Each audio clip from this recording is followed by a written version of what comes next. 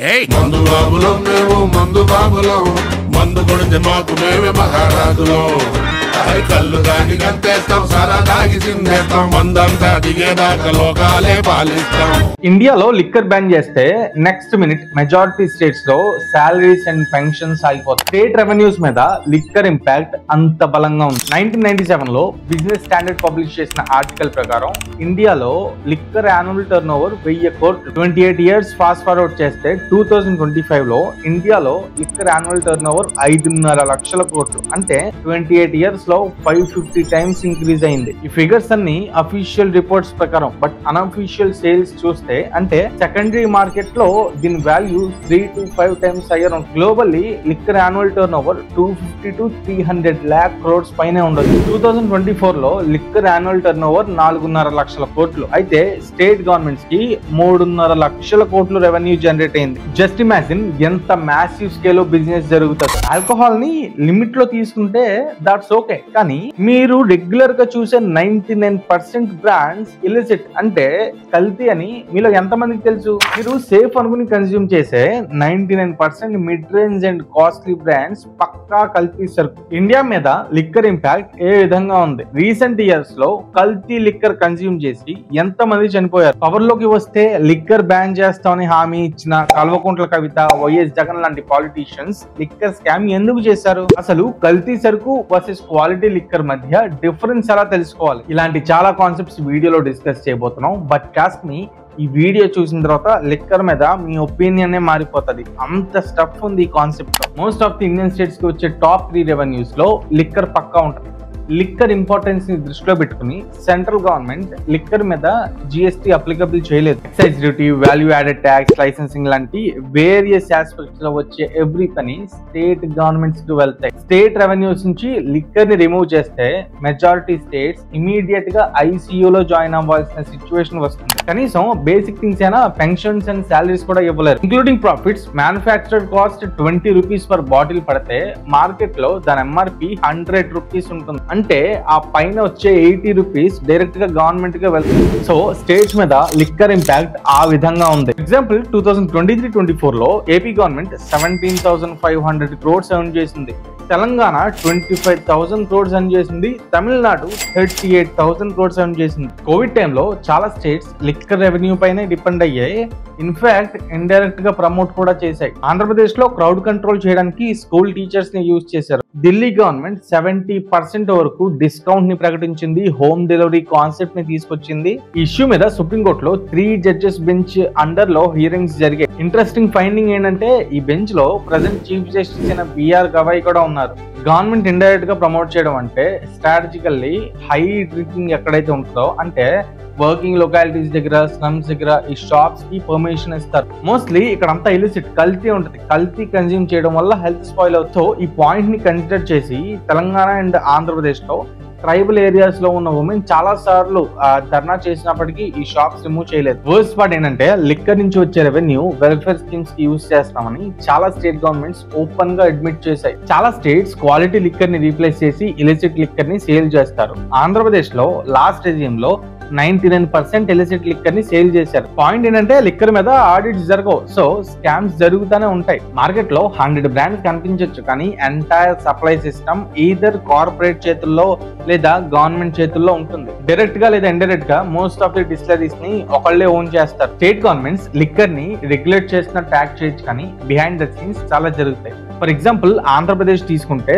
Liquor consumption తగ్గిస్తామని on paper steps తీసుకున్నప్పటికీ private players ఎలాగో లేరు అండ్ ఓన్ బ్రాండ్ సేల్ చేయడం వల్ల వీటి క్వాలిటీ కంట్రోల్, వీటి మ్యానుఫ్యాక్చరింగ్ సోర్స్ ప్రజలకి తెలియకుండా చేశారు. ఆల్రెడీ ఎస్టాబ్లిష్ అయి ఉన్న డిస్టిలరీస్ ని పొలిటికల్ పవర్ తో ఓన్ చేస్తున్నారు అనే అలిగేషన్స్ కూడా వినిపించాయి. Boom boom, block buster, governors choice, president medal ఇవన్నీ ఫిల్మ్ అవార్డ్స్ కాదు, లాస్ట్ 5 years లో ఏపీలో సేల్ అయిన బ్రాండ్స్. సో ప్రైవేట్ ప్లేయర్స్ లేకపోవడం వల్ల కాంపిటీషన్ లేదు అండ్ కన్స్యూమర్స్ కి వేరే ఆప్షన్ లేక సేమ్ కల్తీ సరుకు కన్స్యూమ్ చేయాల్సి వచ్చింది. గవర్నమెంట్ కి అలాగో అఫీషియల్ గా ఎక్సైజ్ డ్యూటీ వస్తుంది అండ్ అన్అఫీషియల్ గా ఈ ప్రాఫిట్స్ అన్ని మ్యానుఫ్యాక్చరర్ కి అండ్ పొలిటికల్ సిండికేట్స్ కి స్ప్లిట్ అయిపోద్ది. సో ఎన్సీఆర్బి రిపోర్ట్స్ ప్రకారం 2018 to 23 ఇండియాలో 5,000 మంది చనిపోయారు అండ్ ఆంధ్రప్రదేశ్ లో 87 మంది చనిపోయారు. World wide 25% illicit liquor sale అవుతుంది. సో లిక్కర్ ని బ్యాన్ చేయడం ఇంపాసిబుల్. కాకపోతే 2019 వరకు ఒక లిమిట్ లో కరప్షన్ జరిగేది.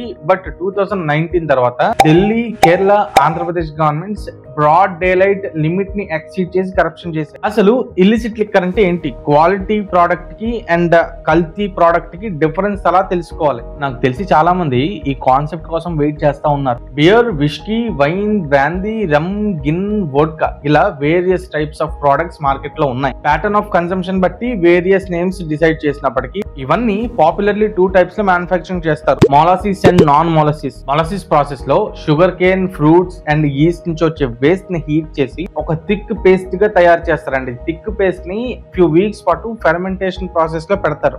ఫెర్మెంట్ అయిన ఈ ఇంగ్రీడియంట్ ని బాగా హీట్ చేసి ఆల్కహాల్ ని సెపరేట్ చేస్తారు. సెపరేట్ అయిన ఆల్కహాల్ లో కిక్ రావడానికి బ్యాటరీస్ లో యూజ్ చేసే లెడ్ యాసిడ్, పెట్రోల్ లో యూజ్ చేసే ఎథనాల్, మెథనాల్ లాంటి ఇంగ్రీడియంట్స్ వేస్తారు. ఈ ప్రాసెస్ చాలా అగ్లీ ప్రాసెస్ అండ్ హెల్త్ కూడా చాలా రిస్క్. ఇన్ఫాక్ట్ పాయిజన్ కన్స్యూమ్ చేస్తున్నట్టే. దీన్ని మొలాసిస్ ప్రాసెస్ అంటారు. సో ఏ ప్రోడక్ట్ కన్స్యూమ్ చేసినా సరే దాని సోర్స్ ఆఫ్ మ్యానుఫ్యాక్చరింగ్ ఏంటో తెలుసుకోవాలి. అండ్ ఇదే ప్రాసెస్ ని number of waste materials add చేసి ఓపెన్ మార్కెట్ లో విలేజెస్ లో చేస్తుంటారు. ఐ థింక్ దీన్నే సారా, కల్తీ సారా అంటుంటారు. బ్యాటరీస్ అండ్ ఇంజన్స్ లో ఫిల్ చేసే లెడ్ యాసిడ్ అండ్ ఎథనాల్ తాగుతున్నారా. ప్రైస్ తక్కువ దొరుకుతుంది, కిక్ బాగా ఎక్కుతుంది, బాడీ షెడ్కి వెళ్తుంది. And rice, wheat, grains, coconut pulp వీటితో తయారు చేసే బ్రాండ్స్ ఏవైతే ఉంటాయో ఇవి నాన్ మొలాసిస్, హెల్త్ కి అంత రిస్క్ కాదు. సో చూడాల్సింది ప్రైస్, బ్రాండ్ కాదు, సోర్స్ మెటీరియల్ ఏంటో చూడాలి. కొన్ని స్టడీస్ ప్రకారం తెలిసిన విషయం ఏంటంటే ఇండియన్స్ కి స్పెషల్ టేస్ట్ ఉండదు, స్పెషల్ రిక్వైర్మెంట్ ఉండదు. మ్యానుఫ్యాక్చరర్స్ కావచ్చు, గవర్నమెంట్స్ కావచ్చు, సాఫ్ట్ డ్రింక్స్ లో, టొబాకో ప్రొడక్ట్స్ లో